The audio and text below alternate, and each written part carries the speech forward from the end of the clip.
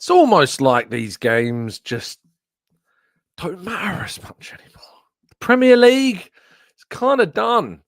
But yet, there is an importance, I think, about these matches that must not be forgotten. And we're going to talk about that in today's Arsenal News Show.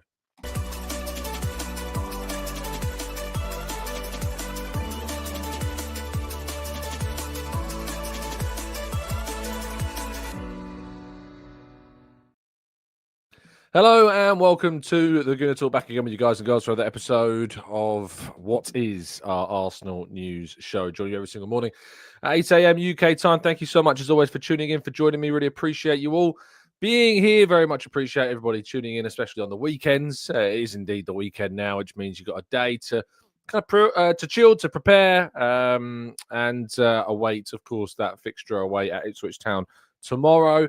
And as I said in the intro there, like the Premier League really does feel somewhat detached right now. It really does feel like almost a distraction even from what is obviously a very important 3 remaining games, hopefully 3, in the Champions League, of course, with Arsenal taking on PSG in just under a fortnight's time. But there is some really kind of, there is an importance to these games, and there is an importance to remember that Arsenal's qualification for the Champions League next season is not guaranteed.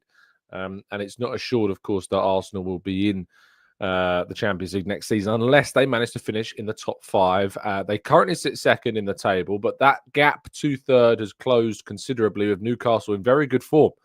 They've won game after game after game after game. They're the form side in the Premier League, and now they're only 4 points behind Arsenal. They have a tough game against Aston Villa. We'll talk about the Premier League roundup shortly as well. But Arsenal's gap to 6th place Chelsea currently stands at 9 points. Chelsea, of course, have got their own struggles, their own issues, as we know. But Arsenal, I think, need to try and finish second in this table. Anything other than that would be obviously somewhat of a regression in terms of the league table finish. But the broader context of the team this season, I think, would stand against the idea of an overall regression, especially considering how we're getting on in the Champions League, getting to the League Cup semi-final, of course, as well.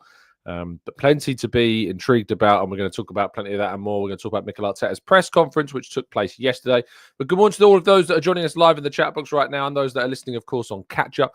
John, Peter, Zoom, we've got Morgie and Rancid, we've got Carlton, we've got Paul and Natty Tom, we've got Arthur and Rancid and John. More Pauls, more Peters, Claire, Brian, Ronald, Knowledge. Thank you to you all. Appreciate you so much for listening. It is incredibly appreciated indeed. We'll have a show for you, of course, tomorrow morning on the day of the game. We'll be talking more about particularly kind of our lineups, how we would change things, what we would do differently, and a preview of that fixture in that show. But we've got to talk mainly about Mikel Arteta's press conference. We'll do a brief kind of overview of the games in the Premier League going on this weekend. Early kickoff is not on today for the league. There's 3 o'clocks, which contain Brentford against Brighton, Palace against Bournemouth, Everton against Manchester City, West Ham against Southampton. The late kickoff is that really rather intriguing game, Aston Villa against Newcastle. Then tomorrow, Fulham against Chelsea, Ipswich against Arsenal, and Man United against Wolves are all the 2 o'clock kickoffs. We'll be there at Portman Road for that game. Leicester then against Liverpool is the later Sunday kickoff. And then on Monday, you've got Spurs against Nottingham Forest. And on Tuesday, Man City, Aston Villa. And on Wednesday, Arsenal play again against Crystal Palace. So plenty of games to go ahead and games to be excited about. And of course, plenty of distractions from our Champions League forays as well. But we need to talk about Mikel Arteta's press conference, which did, of course, take place yesterday at the Shubba Realty Training Centre. I was in attendance for that, and of course provided that, as usual, the full transcript from the presser, including all the words of the questions, and a live blog. If you want to stay in tune with those press conferences as and when they happen, you can always do that on the FL website. Right, so in terms of kind of what he was asked about, the fallout from the game against Real Madrid, he said, for a short period of time we were able to celebrate it. It was a great evening. We had a lot of family and a lot of happy faces around the club. So it was a good moment, but immediately you have to switch off. And now it's Ipswich and the Premier League. And of course, asked about what the confidence of a win against Real Madrid can do to this team. He said that we can compete in any context against any opposition. And now the next step is consistency. We did it in the Champions League at that level. And now we can go to Ipswich against a really tough team and do it again. Quite easy when it's kind of asked about bottling the confidence, the euphoria, and there's still a lot to play for. He said it's quite easy. Just review the game against Madrid immediately go to Ipswich and start to do all the preparation, start to watch the games, the game we played against them. And we learned over the last few months that since we played them, how we can hurt them, their qualities, and start to do the preparation towards the game. He always does kind of this kind of detachment from what has happened and the focus on what is next. It's always about the next game. It's always about that key fixture when it comes to Arsenal in the context of Arteta. It's always about what is up next, what is going to happen, how are they going to take on the next opponent, what are they going to do. And for Ipswich, of course, we had a narrow win against them earlier in the season. He wants to get back onto winning ways, and naturally, of course, that is a very, very important one indeed to be able to do that. Moving, though, into some of the injury news ahead of that game, he was asked about Jorginho and Calafiori, and he said, yeah, Jorginho is not going to be available yet. He's struggling with that incident. Riccardo as well is probably not going to be available. He was asked about the chances that we might see Jorginho in the semi-final, and he says that's probably a question for the doctor. It's quite specific and a difficult matter, so we'll leave that to the club to make an analysis. I think that we can all say that, you know, the issue that we've got here is this rib injury could be a broken ribs, it could be bruising, we don't know, and obviously that could be season ending if it's bad. It could be a few weeks, but where is no clarification. I don't think Arteta wants to give much away when it comes to the team either. Some of the colleagues from the Standard did ask further on Jorginho, and specifically kind of if it was the ribs, and he was asked also about Ricky and said if everything goes well, I think so, whether he would be back for the first leg against PSG. He went on to say maybe even a little bit earlier than that. So let's see. He's on the pitch already. He's done quite a lot of stuff, and we just need to make the right steps now to make sure that when he's back, he's in a good place to perform. So it seems that Riccardo Calafiori could be back maybe for that Crystal Palace game. Maybe he surprises us he's in the squad this weekend. I'd be very surprised if that happened, but potentially could be in the squad for the game against Crystal Palace on Wednesday, which obviously would be a very, very big boost to our hopes, I think, you know, to have an extra body, an extra player, an extra element, dynamic in the team would be very, very key. He was also asked about Thomas Partey's contract situation and was rather short, I would say, on kind of how he was on how he kind of tackled that question. He just said kind of, you know, that is with the club and that is with he said there is progress with all players. I'll leave that to Andrea Berta and the club to decide to talk about. He was asked again if the intention is to keep him, and he said the intention is very clear. I'll leave that to Andrea and the club to take a step forward. And obviously, I think that is the answer which most of us were expecting. If Arsenal were going to give Thomas Partey a new contract, I think Arteta would be a bit more committal about the idea of a new deal. And I don't think he was. I think that was an answer that pretty much confirmed from a club side of things that it's very unlikely that Partey will get a new deal with the team at the end of this season, and that we will indeed move on to pastures new. There were reports in Spain yesterday that, and in France, I think that Martin Zubimendi again with this Real Madrid stuff going on. We did hear from David Ornstein previously that that was not the case, and that Arsenal remain very confident when it comes to signings of Mendy in the summer, and they are working off the assumption that they will be signing them. If you wanted to get kind of a feeling about the Real Madrid reports, when asked about those links to Real Madrid, David said, without wanting to discredit the reporting of others, I personally haven't heard this. Arsenal are expecting Zubimendi to join in the summer. I don't know if that means it is completely done, but for some time now, they have been working on the basis that he will be coming in, and a huge amount of work went into getting them to that point. While Edu was still in the position, and subsequently when Jason Ato took over on an interim basis, Andrea Berta will be starting soon and Edu's permanent successor. So we will hopefully learn a bit more on that and the other areas in due course. So that's kind of what we heard about when it was asked regarding the status of, of what we can expect from the Zubimendi deal in summer.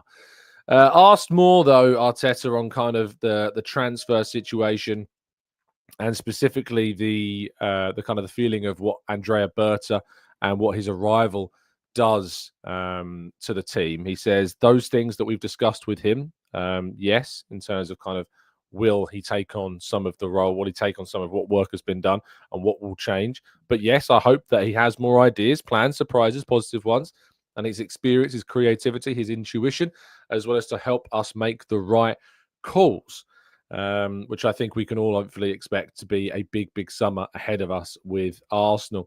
But they're moving, of course, to the other big piece of news, which was on Kai Havertz. He was asked whether we could expect to see Kai Havertz in the final, or rather in the semi-finals. Phil Duncan from PA asking that question. He was like, semi-finals? I think that's too close. But if I had to bet on him earlier than expected, I would say yes. The way he works every day in that gym, pushing everybody, I don't think you can hold him much longer. I think it's important to point out here that he's not saying that he expects, that there isn't an expectation he'll be back sooner than expected. But if he was to bet on it, he's leaning into kind of the side that it is more likely than not that he could return sooner than expected. But important to get that clarification always and make sure that we've got that information right. But that is everything from Arteta's press conference. Of course, there is also another massive game today. The women's team take on Olympique Lyonnais in the first leg of the UEFA Women's Champions League semi-final. Huge opportunity for Arsenal at the Emirates. If you're able to get down to the game, I sincerely hope that you are. And I hope that you can get to the fixture. It's going to be a massive, massive game for the women's team. Renee Slegers, of course, speaking yesterday in her pre-match press conference, spoke about how she had spoken with Mikel, and Mikel had spoken to her kind of about how they had inspired one another, if you like, with the Champions League, and this idea of, momentum and the idea of using these things to help. And she said, I really feel like since I've come to the club that it's one club. I've naturally been in contact with the assistant coach on the men's side because he's Dutch, Albert Stubenberg. But after we won against Madrid, I got messages from everyone across the club, including Mikel, and he said it was an inspiration. And if you look at what they've done now against Madrid, I think it's so strong. I think they look like a team, and I think that's why they won against Madrid with so much individual quality. So it's amazing to be part of this. There was just some media here at the club, and Jurien Timber is sitting there, and he says, Renee, good luck tomorrow. So the guys also know what we are doing and what they are doing, and we support each other. So it's great. And this, I'm certainly aware there's this, what I'm understanding of a one club model. That's what I understand the men's and the women's team to really have this kind of bond and this understanding that it is about, it's not just the Arsenal men's team, it's not just the Arsenal women's team. This is one club under one banner.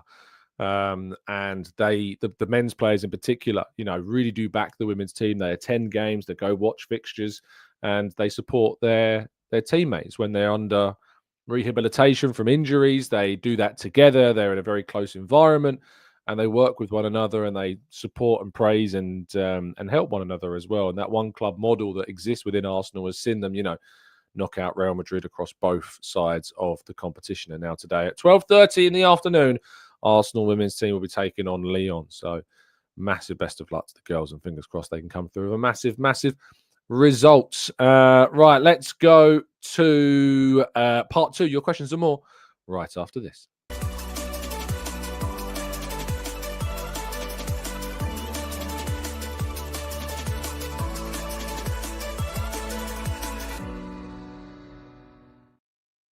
Okay, this is part two of the show, and we're going to be tackling some of your questions and thoughts in the chat box. So if you've indeed got any questions that you would like to ask, now is the time to do so. If you use a capital Q, that will help your questions stand out significantly more. Of course, we'll be doing more focus on the game against Ipswich tomorrow in that preview. So any broader questions on things, of course, feel free to throw them in.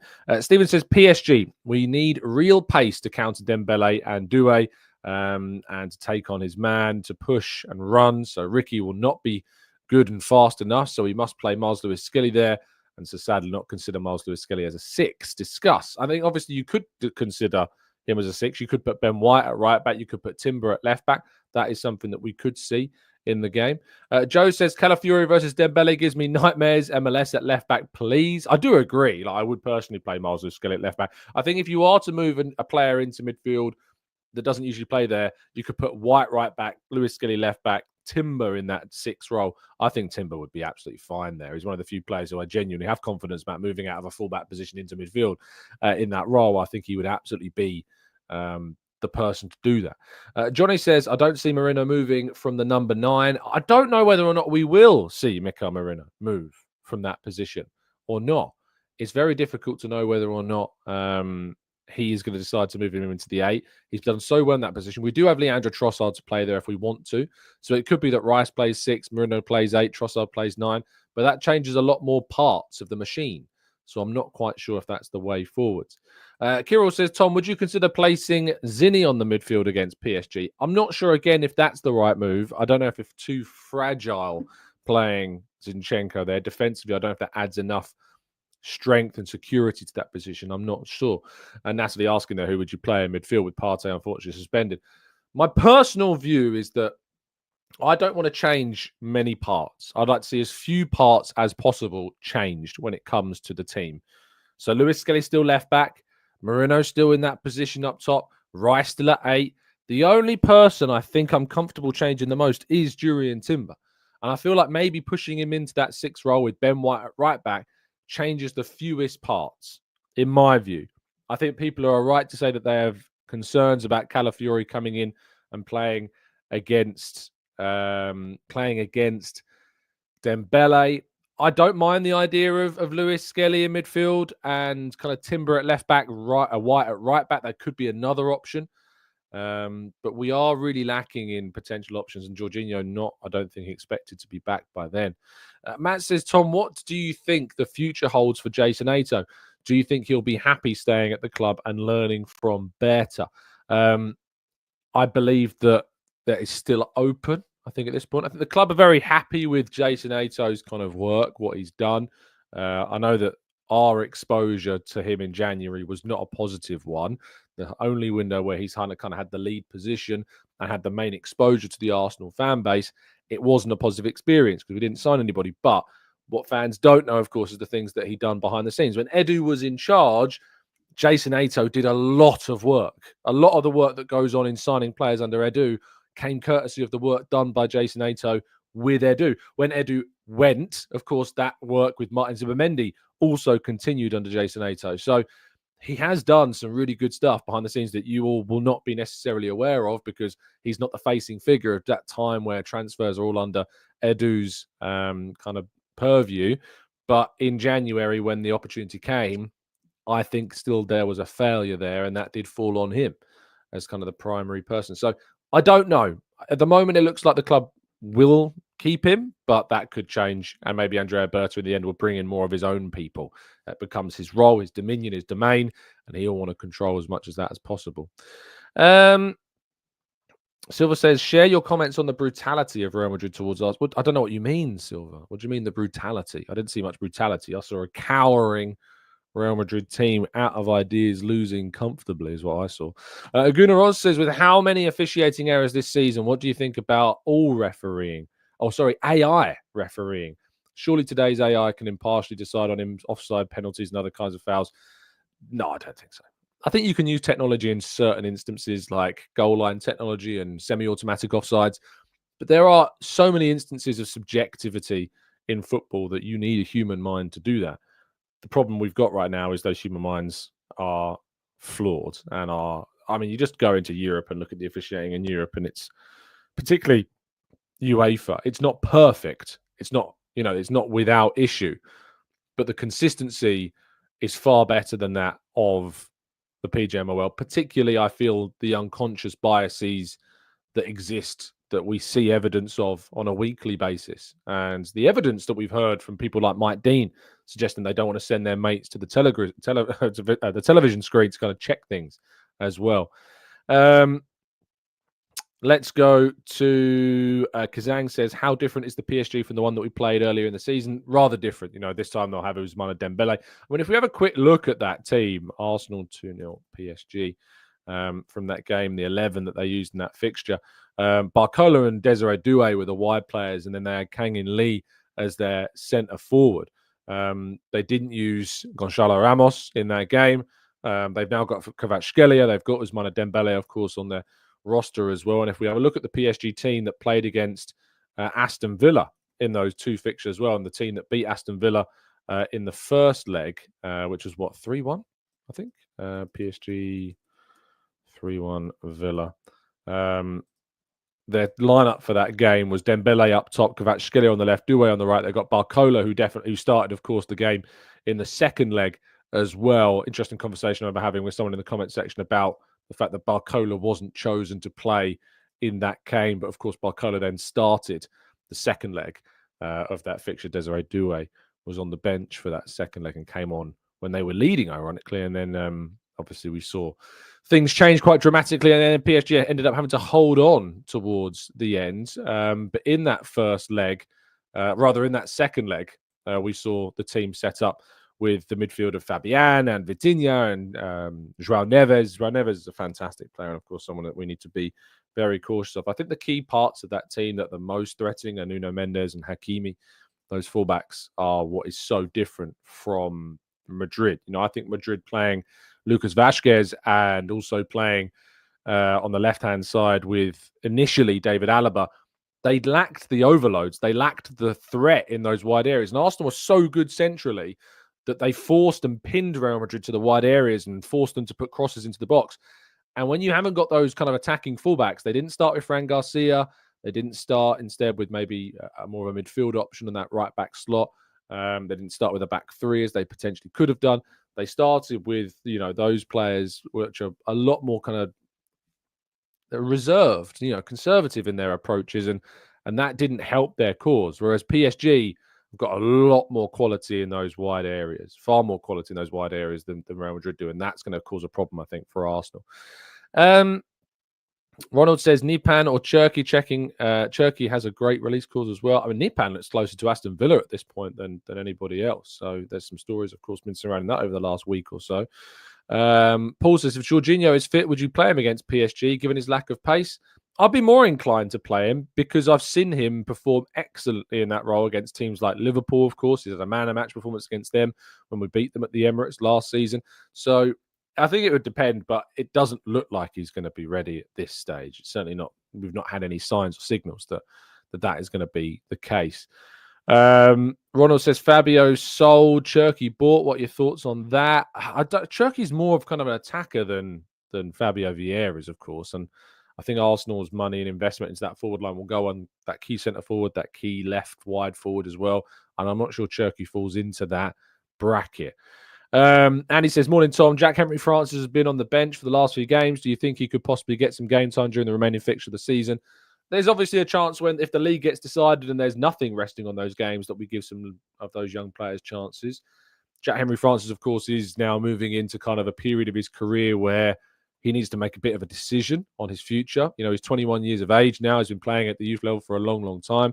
He has been on loans. He went to Sligo Rovers, of course, in Ireland, and with that got experience, but that was only ever going to be an experience that is going to give him more hunger for senior football. And I think there will be a decision made, on his future in the coming weeks. And he's a talented kid, very, very talented. I've watched him in the flesh, watched him recently at the game against Derby, and he stands out on that pitch, but he is, of course, in the age bracket that you would expect him to now, and he needs to be playing more senior football and has to make a decision on his future very soon.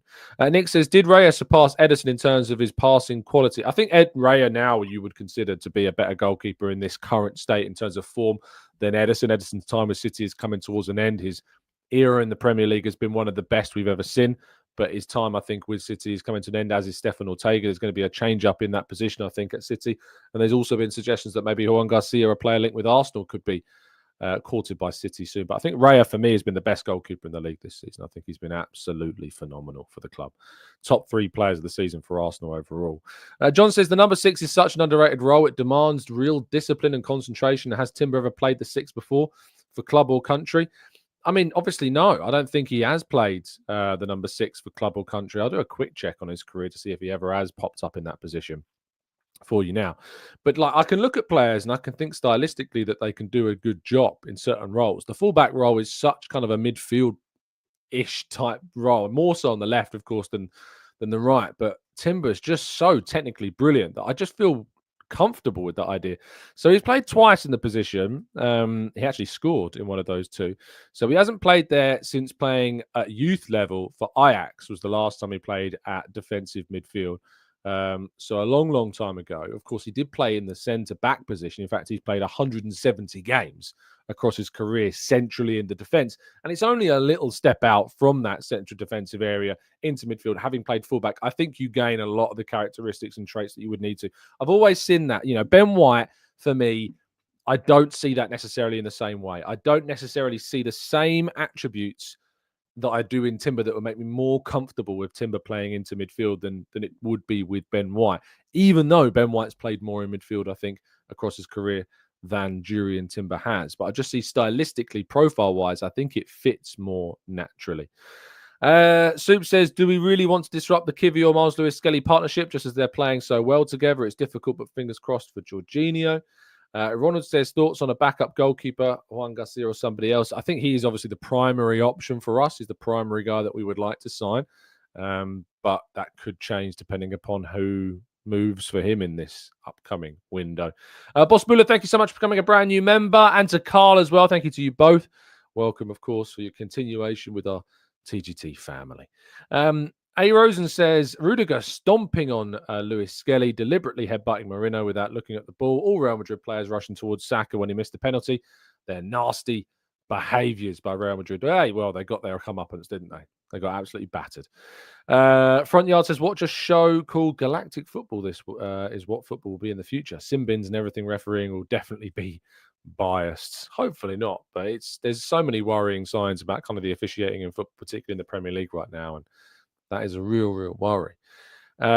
Mike says, do you think that Nico Williams is an upgrade on Martinelli when he hits form? I don't think any winger has his work rate.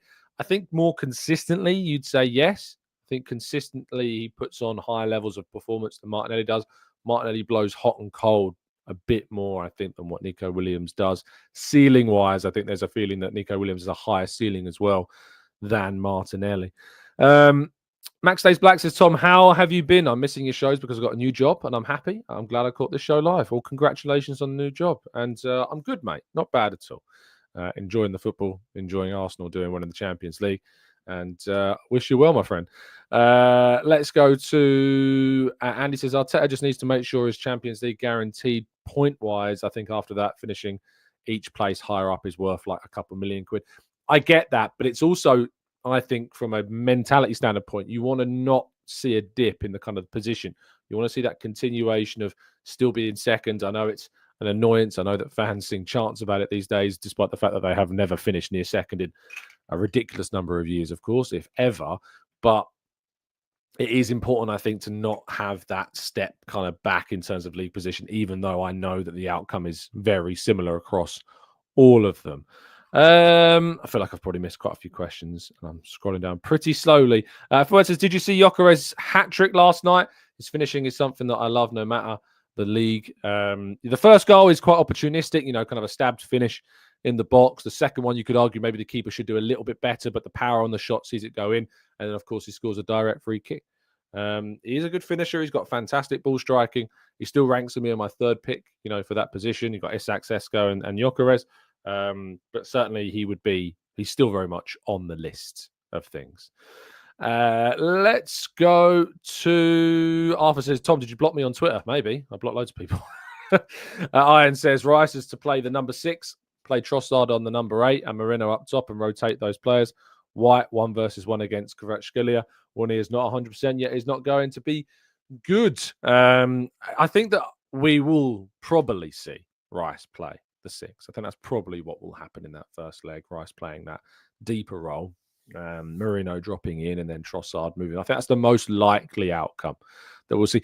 I didn't actually cover my question in the press conference yesterday. I asked Arteta about the idea of replacing Partey, and I said that he's got these 2 games before PSG, and I said, how do you balance practicing without Partey, but at the same time trying not to give too much away to PSG about what you might do? That was my question. And he said, as always, it's a balance, understanding what the priorities are. The priority is one or is it another? And then as well, making sure the players are comfortable and feeling the position that they have to play in such a big match. But as I said, the priority now is to win in the Premier League. So he has to win these games, yes, in the Premier League. He wants to win these games. It's important to win these games at the moment.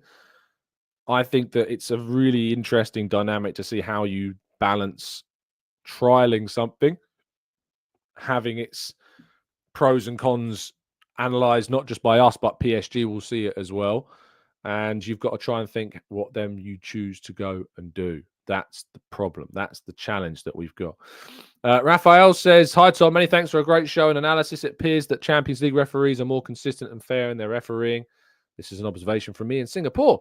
Certainly, I've preferred having the referees in Europe than I have the referees in England this season. That is for sure. Ronald says, can you see us getting better? Can you see us getting Gyökeres to win now and then go for Sesko maybe in a few years? The problem with that is that if Sesko goes to an elite level club in that time, you're not going to get him, are you? So I don't think so. I think if you sign Gyökeres, you've made your decision for the next however many years. You sign Sesko, you've not necessarily made your decision for the foreseeable, but you've made. I think, ironically, Sesko is more of a short-term investment in some ways than Gyökeres.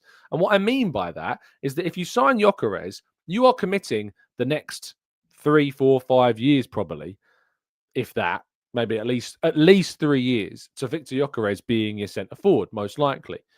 Sesko, if you invest in him with his age, you may invest the next 2 seasons in Sesko, but if he doesn't develop, if he doesn't deliver, you may see Arsenal go in earlier. Whereas Gyökeres is already in his prime. You'd imagine that maybe he would be delivering more immediately than what Sesko would deliver immediately. And with Arsenal's kind of view on the league for next season is certainly to try and win it, Gyökeres you would look at more as maybe, if you were looking just into next season, maybe the better option. But I think Arsenal do still value Sesko's quality immediately and, of course, into the future.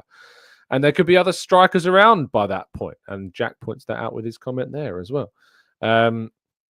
But we will know more, of course, as the summer and the season ends and the summer begins. And we'll be here, of course, to discuss all of that every single day with our 8 a.m. Arsenal transfer show. Okay, thank you so much to you all for being here. Incredibly appreciate you, as always. Please do drop a like on the video. Subscribe to the channel if you're new around here with those notifications turned on so you never miss a show. I hope you have an absolutely fantastic Saturday. Enjoy it. Stay safe, stay well, stay happy and respectful. And as always, up the Arsenal.